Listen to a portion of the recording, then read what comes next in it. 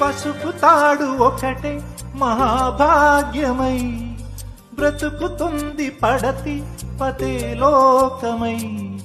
మగని మంచి కోసం పడే ఆర్తిలో సతిని మించగలరా మరే ఆప్తులు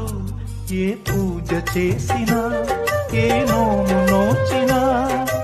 ఏ స్వార్థము లేని త్యాగం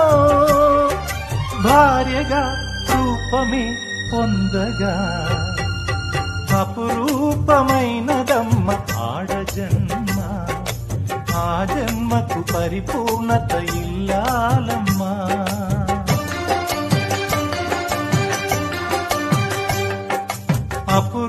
అపురూపమైనదమ్మ ఆడజన్మ ఆ జన్మకు పరిపూర్ణత